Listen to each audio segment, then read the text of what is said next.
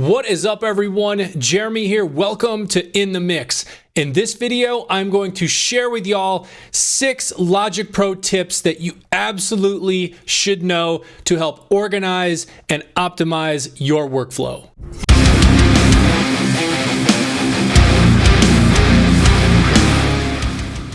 All right, so these tips are going to help you work more organized and optimized, but the real question is, what are you going to do with the music that you create with these tips? Well, hopefully the answer to that is actually release it on streaming services so your fans can enjoy it.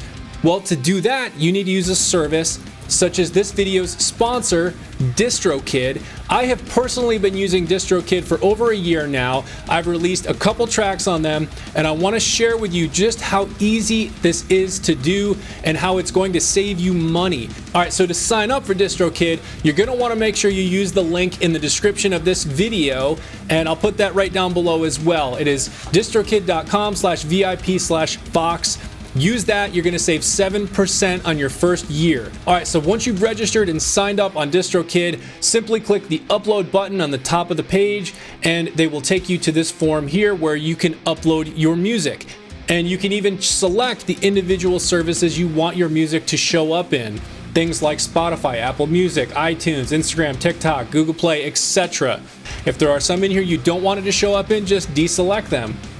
Then after that, you're going to select how many songs you're uploading from 1 through 35. If this is previously released, the artist or band name, and they give you some hints on here on what different things you can use.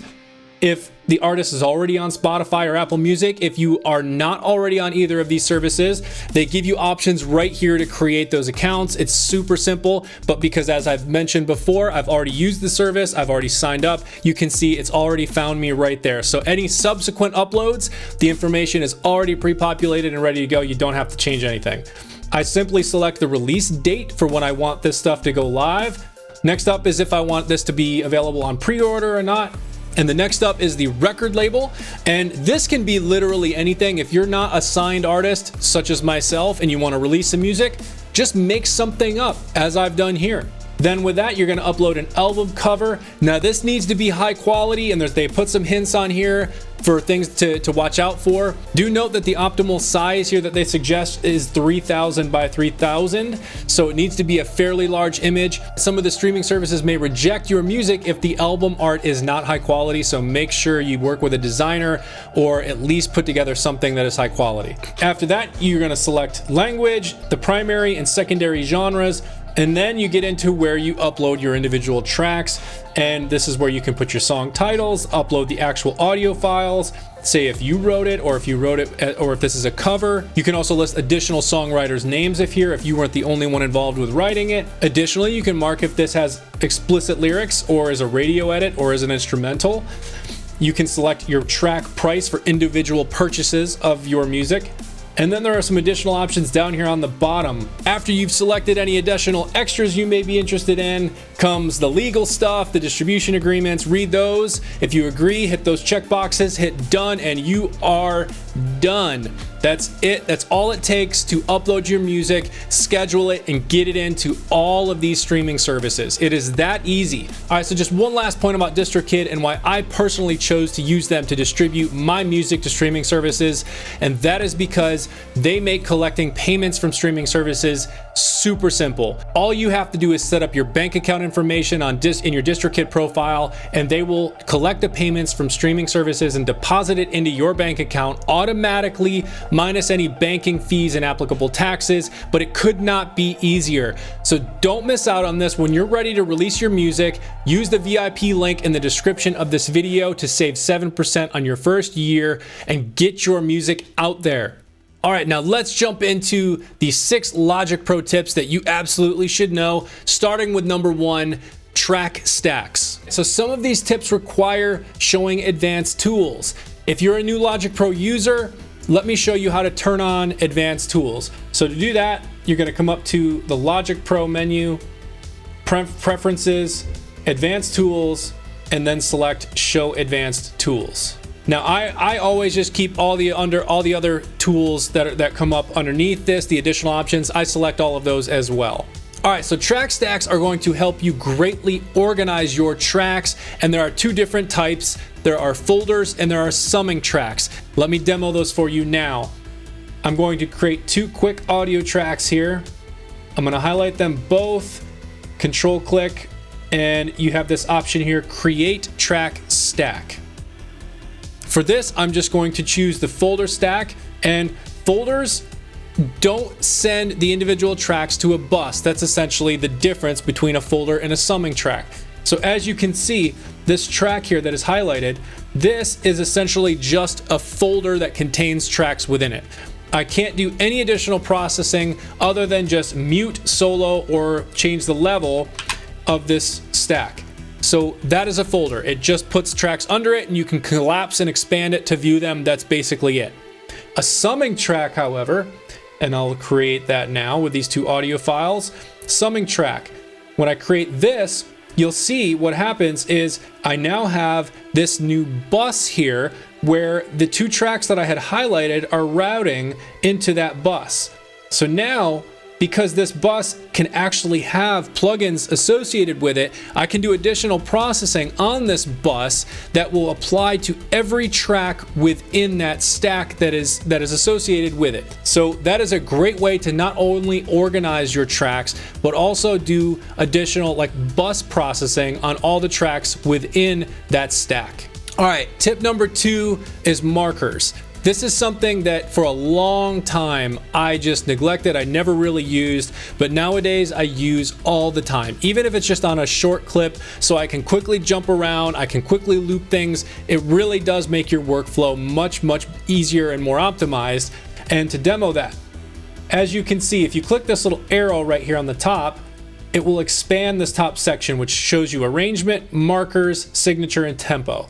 And you can see I've got 3 different markers in here. And to create a marker, it's really easy. Just move the playhead to where you want the marker to be. And then over here in this right pane, make sure this is expanded, choose marker, hit the plus sign, you have a marker created. To rename it, select it, and then click this little note icon to edit the marker, select edit. And then down here, you can type in whatever you want. So we'll just, I don't know, we'll call this chorus number 2. Maybe that's what will come next in this track. But there you go.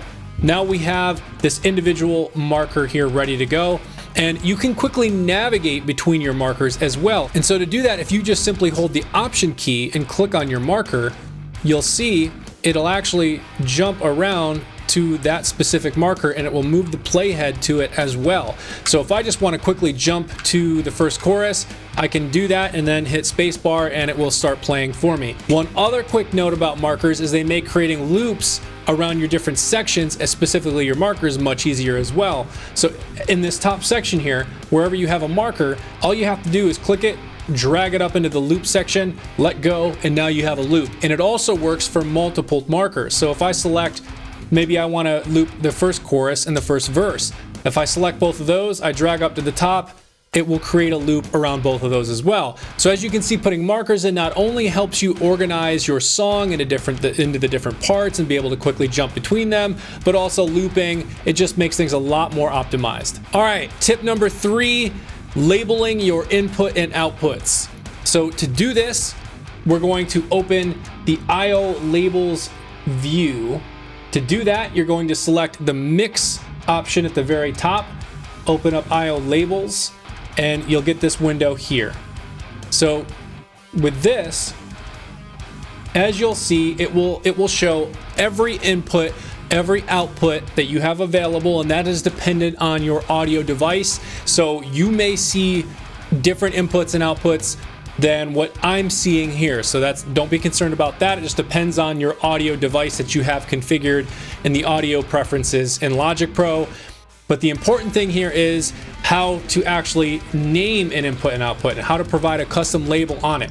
So as you'll see on input number 1, I actually have this labeled as QCDI. Well, what does that mean? It means Quad Cortex Direct Input. That's because I'm using my Quad Cortex as an input device. Now, I also have input 3 and 4 down here, QC Process, so Quad Cortex Processed Signal. Additionally, I have my buses labeled as well. So I have my punch bus, I have chamber, bass, rhythms, rooms, drums, ambient, etc. So why do I do this? Well, that is because when you're looking at your tracks down here, you can see this bus is now labeled drums. You can see it's labeled bass. You can see it's labeled rhythms, things like that. And when you see the individual tracks within that bus, it doesn't just say that it's sending to bus 7 or bus 2 or something like that. As you can see here, the send actually shows it's sending to ambient, to the ambient bus. So for me, it just, the way that I can label these input and outputs, it just makes it so much more clear what is going on, what is sending to what, and what's receiving signal from what. It's so much easier. And then the same thing with the inputs on these tracks. So when I record tracks through my quad cortex, I record both a direct input and a process signal in 2 separate tracks at the same time. And as you can see here, I have QC-DI input selected on this mono track, and then on this stereo one, I have QC processed selected for these different inputs. And again, it just makes it so much easier than seeing input 1 and input 3 and 4. They're labeled, they're named. It's just makes it easier to kind of navigate and see what's going on. All right, tip number 4, groups. So this is one that you likely won't use necessarily a ton, but when you need it, it is super, super handy. And the way that I use them is I essentially group all of the individual tracks that make up, say, a different part of my song. So I have drums, I have guitars, I have bass, I have strings sometimes using the Logic Pro Studio Strings plugin, stuff like that. So as you can see, this is where your groups show up, right down here along these individual tracks. It shows what group each track is associated with. And then if you expand the information pane on the left in Logic Pro here, you'll see the individual groups here as well. And then this is how you're going to turn them on and off. So you can quickly turn on and turn off individual groups. Why does that matter? Well, let me show you. Well, let's say I want to change the volume of just one track. Well, that's very easy, right? With the group off, I can just move these individual faders all I want to just affect one individual track. But now let's say I want to change all of the instruments within the group evenly, relative, right? So all I have to do is ensure my groups are active right here in the groups pane. And then I'm going to turn on the drums group. And now you can see that it just highlighted all these here. So now they're all highlighted, which means that group is active and this particular group is turned on. And now if I change a fader, see what happens? It moves them all relative. See how it's relative. It's not just a static. It knows the level between the other tracks, and the fact that when I move one up, it has to increase the other ones relative to that, not just in a static way. So that is pretty amazing. So you can see as I bring it up, the faders kind of get further apart. I bring them down, they come closer together. So that is really, really cool. All right, and one other quick note about groups is you can actually show and hide all of the individual tracks within a group using this hide button here next to the group in the info pane on the left. So if you just select this, all the tracks in that group disappear. They're now hidden. They're still there. They're still playing audio, but they're just out of the way. They're hidden. Now to select a group for your tracks, it's very simple. Right here where it says groups in each track, you just select it, and any groups that you've already created are there, you just select it, and of course you can also remove it by selecting no group. If you don't see any groups here, it should give you an option to create a new group, and even if it doesn't, all you have to do is open the info pane on the left here as we were talking about earlier, click the little gear, say new, and that will allow you to create a new group.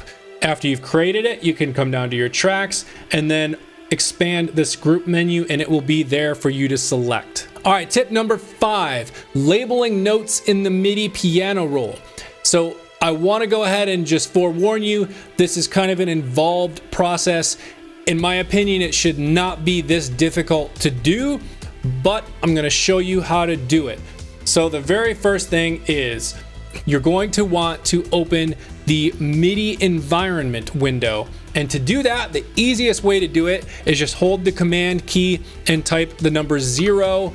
Additionally, you can get to it by going to the window option and then open Midi environment. All right, with the Midi environment window now open, the next step is to create what's called a mapped instrument. So to do that, you're going to select new here from within the Midi environment window. Select mapped instrument. Now that will create the mapped instrument, and it will open up this window here as you're seeing that will show all of the piano roll with all of the different notes already assigned and labels already assigned. So I'm going to close this out of the way for now, and you can see here is my new mapped instrument. So the next step is you can double click that to bring up that window that I had just closed with all the labels. So the next step is to label the individual notes in here as you need them labeled.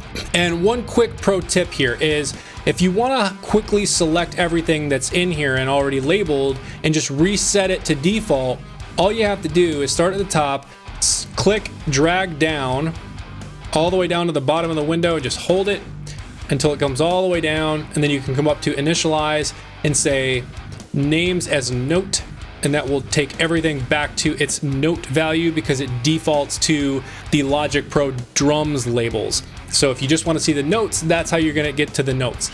Then with that, you can then click into any one of these and just put something in here. You can put, I don't know, bass, and then maybe this one is snare top, right? You get the idea. So you can label those as you want. And then anything you don't want to see in here, you can also just delete it. So you delete them, just click into it and hit delete, and those will be gone. Then the next step is to do what's called cabling. And to do that, you just click on this tiny little black arrow here on your mapped instrument, drag it to a track that is listed here that is associated with a Midi instrument.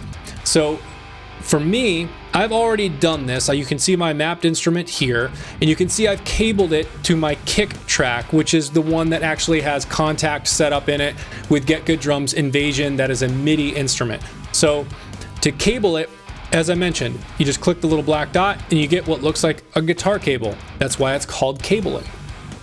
And then you're going to drag it to that Midi instrument track, let go. It is now cabled and linked up with that track. Now the last step is to select the mapped instrument, drag it onto a track in the main window. As you can see, I've highlighted this one here, and then I let go, and it now links this into the track in the main window. And after you've done that, you can open up any Midi region in this track specifically, and then you can see I've got the labels right here. So you can see I've already labeled all of these, and this is specific for Get Good Drums Invasion, but you can see the 3 different kick tracks, the snare, the flam, trill, rim shot, rim. You can see all the toms, the hi-hats, cymbals, and all of that. You can see it all labeled right there. So that's how you set up your Midi labels. All right, and so for tip number 6, the last tip in this video, it is going to be on flex time, some of the different algorithms that you can use in flex time, and how you use it to correct small inconsistencies between tracks to get them to line up the way you want them. So let's take a look. All right, so to demo this, I've got 2 guitar tracks up here, one left, one right, and we're just gonna play with the flex time and move some of these individual transients around just to try and get them to line up a little bit better. So they're not far off, so there's not much movement we're gonna need to do, but as you can see on this very first one here on the playhead, you can see how the one on the bottom, which is our right track, is just slightly behind the one on the top, which is our left. So if I zoom in here, and to do this, I'm just holding Option and Command and then just scrolling up, and it will zoom in. What we can now do to enable the flex time view, it's this Show Hide Flex up here, or Command F. So we click that. Now we get this option to turn on and off flex time. So what I'm going to do is I'm going to turn it on for this one. And it was already enabled here, so I'm going to turn it off, turn it back on. It'll analyze. And now what I want to quickly go over are the algorithms that you can use for flex time. And the ones that I frequently use are slicing, monophonic, and polyphonic. Now, the differences are slicing will actually move the entire transient and the sustain for one specific note, and essentially like slice as if you were to cut the audio file completely in between the following transient. So what do I mean by that? So let me show you. So I'm on slicing down here on this bottom one, and let me zoom this in a little bit more so you can see it a little bit better. So this one right here, this is on slicing. So watch what happens if I try to move this note. So you can see how it's now separated as if I actually cut it away from this following transient here, or not necessarily a transient. It doesn't look like a transient, it looks like more like a sustain, but that's where Logic Pro analyzed like the different transients. Anyways, you can see what I'm saying. I can slide this around and it creates a bigger gap in between them. Well, for a guitar, obviously that's not gonna work. I don't want my audio to just be cut off like that completely. Now, slicing is great for things like drums, not necessarily, like I mentioned, guitar. So because this is a guitar track, I'm going to change it to polyphonic. All right, and so as you can see, as soon as I selected polyphonic, it actually brought the rest of that sustain, that one note here, back to the point where it was clipped off from the following part of this audio file.